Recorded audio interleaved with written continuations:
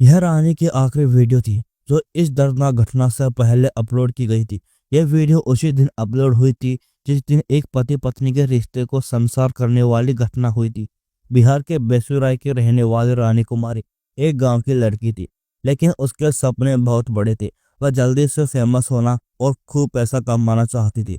इसमें कुछ गलत भी नहीं है, क्योंकि लगभग हर इंसान यही चाहता है। लेकिन रानी को खुद नहीं पता था कि फेमस होने की चाह में वह ऐसा भयानक कदम उठा लेगी जिससे उसकी और उसके अपनों की जिंदगी बर्बाद हो जाएगी। यह घटना तब शुरू हुई जब समस्तीपुर के नहर इलाके में रहने वाला महेश्वर एक पारिवारिक फंक्शन में गया था। वहां उसकी नजर एक लड़की पर पड़ी, जिसे देखते ही वह उसे पसंद करने लगा। इस लड़की का नाम रानी था, जो बेसुराय के रहने वाली थी। इसके बाद दोनों के बीच बातचीत होने लगी और कुछ ही समय में रानी को भी महेश्वर पसंद आने लगा। दोनों रिलेशनशिप में आ गए और कुछ वक्त साथ बिताने के बाद शादी करने का फैसला किया। दोनों एक दूसरे से सच्चा प्यार करने लगे थे। 2017 की शुरुआत में उन्होंने अपने अपने परिवार को अपने अफेयर के बारे में बताया। परिवारों ने भी इसे स्वीकार कर लिया और दोनों की शादी करवाने का फैसला किया। 2017 में रानी और महेश्वर की शादी हो गई। शुरुआत में सब कुछ बहुत अच्छा था। महेश्वर ने रानी को एक स्मार्टफोन गिफ्ट किया। उसी समय इंस्टाग्राम पर रील्स का ट्रेंड बढ़ रहा था। रानी अक्सर सेलिब्रिटीज की रील्स देखा करती थी और उन्हें देखकर खुद भी वैसा बनाने का सपना देखने लगी। वह भी फेमस होना और खूब पैसा कमाना चाहती थी। स्मार्टफोन मिलते ही रानी ने अपनी खुद की रील्स बनाना शुरू कर दी। वह ज्यादातर डांस, एक्टिंग और लिप सिंक वाली रील्स बनाती थी। कभी कभी वह अपने पति महेश्वर को भी इनमें शामिल कर लेती थी। शादी के करीब एक साल बाद उनके घर एक बेटे का जन्म हुआ। पूरा परिवार बहुत खुश था और ऐसा लग रहा था कि उनका भविष्य बहुत अच्छा होने वाला है। लेकिन किसी को अंदाजा भी नहीं था कि आगे उनके साथ कुछ भयानक होने वाला है। धीरे धीरे रानी रील्स की इतनी आदी हो गई कि उसने अपने परिवार पर ध्यान देना ही छोड़ दिया। ना वह अपने पति की परवाह करती थी, ना अपने बच्चे की, और सास ससुर से तो वह बात तक नहीं करती थी। महेश्वर ने अपने समस्तीपुर में मेहनत मजदूरी करता था। जब वह दिन भर की थकान के बाद घर लौटता था तो देखता था कि रानी हमेशा फोन में बिजी रहती थी। शुरू में किसी ने इसे ज्यादा गंभीरता से नहीं लिया, क्योंकि शादी नई नई हुई थी। लेकिन धीरे धीरे घर में यह बात खटकने लगी। कुछ समय बाद महेश्वर को अजीब बातें सुनने को मिली। जब उसने रानी का सोशल मीडिया अकाउंट चेक किया तो देखा कि गांव के कई लड़के उसकी रील्स देख रहे थे और उस पर भेद कमेंट कर रहे थे। यह देखकर महेश्वर को बहुत बुरा लगा। कोई भी इंसान यह बर्दाश्त नहीं करेगा कि उसकी पत्नी को इस तरह के कमेंट्स मिले। असल परेशानी तब बढ़ी जब रानी ने गांव के ही कुछ लोगों से चैटिंग और बातचीत शुरू कर दी। यह वही लोग थे जो उसकी रील्स पर कमेंट किया करते थे। महेश्वर को यह सब बिल्कुल पसंद नहीं आया और उसने रानी को इस बारे में समझाना शुरू किया। लेकिन रील्स की दीवानगी में रानी इतनी बुढ़ी हुई थी कि वह किसी की भी सुनने को तैयार नहीं थी। रानी ने अपने रील्स बनाना बंद नहीं किया। वह एक ही दिन में कई रील्स अपलोड करने लगी, जो न तो महेश्वर की फैमिली को पसंद था और न ही अब महेश्वर को अच्छा लग रहा था। इसी को लेकर दोनों के बीच बहस होने लगी। जब झगड़े बढ़ते तो रानी कई बार अपने मायके चली जाती और वहां कुछ दिनों तक रहती। मायके में उसे पूरी आज़ादी मिलती थी, इसलिए उसे वहां ज्यादा सुकून महसूस होता था। फिलहाल मामला किसी तरह कंट्रोल में था, क्योंकि दोनों के बीच एक बेटा भी था। इसी वजह से वे किसी तरह अपना रिश्ता बचाने की कोशिश कर रहे थे। लेकिन धीरे धीरे महेश्वर को लगने लगा कि रानी उसके हाथों से फिसल रही है। इसी दौरान रानी की दोस्ती मोहम्मद सज्जाद नाम के एक लड़के से हो गई। वह उससे काफी घुल मिल गई थी। इधर महेश्वर को कोलकाता में नौकरी मिल गई। उसके भाई रुदल पहले से वहां काम करते थे और उन्हीं की मदद से महेश्वर को भी अच्छी सैलरी वाली नौकरी मिल गई। इसके चलते महेश्वर को कोलकाता शिफ्ट होना पड़ा। महेश्वर के जाने के बाद रानी पूरी तरह आजाद हो गई।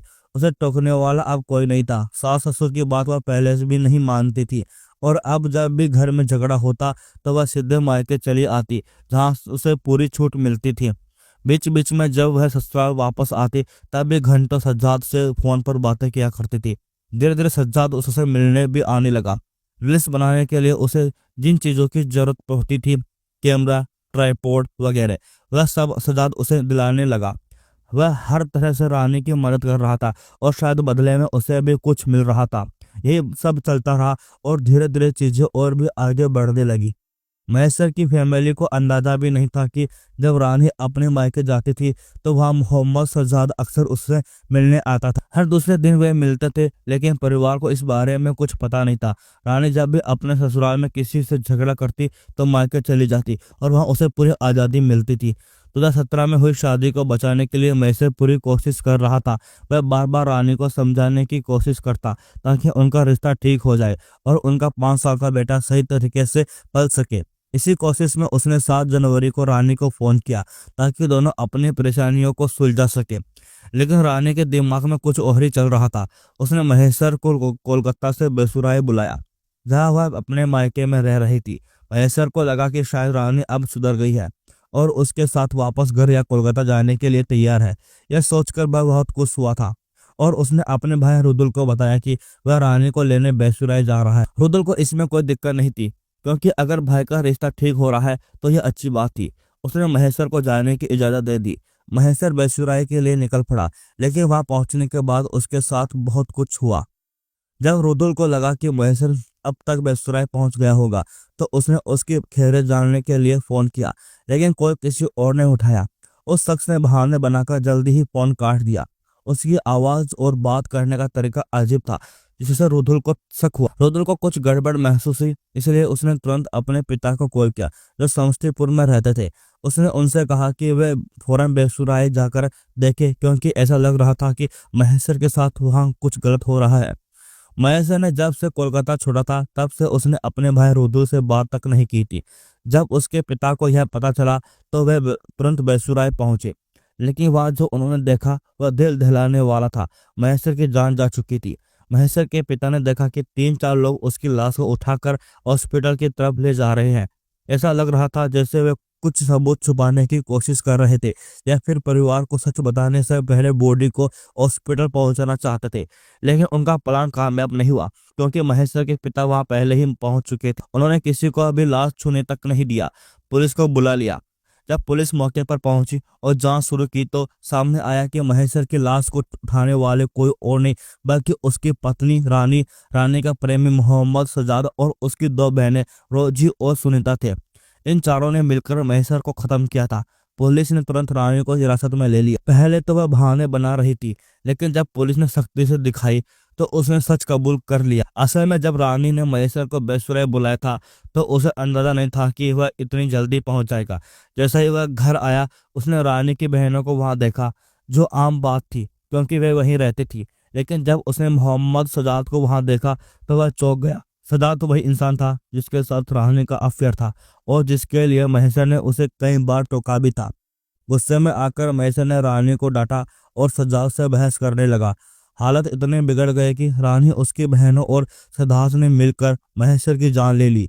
वे उसी की लाश को छिपाने की कोशिश कर रहे थे, लेकिन इससे पहले ही वे सफल होते महेश्वर के पिता वहां पहुंच गए और पुलिस ने सभी अपराधियों को पकड़ लिया। आज के दौर में सोशल मीडिया एक बड़ी चीज बन चुकी है। इससे लोग फेमस भी हो रहे हैं और पैसा भी कमा रहे हैं, जो गलत नहीं है। लेकिन जब सोशल मीडिया की दीवानगी इतनी बढ़ जाए कि इंसान अपनी ही फैमिली को भूल जाए, तब यह खतरनाक बन जाता है। उम्मीद है कि यह पहला और आखिरी मामला होगा जहां सोशल मीडिया की लत ने एक शादीशुदा रिश्ते को इस हद तक शर्मसार कर दिया।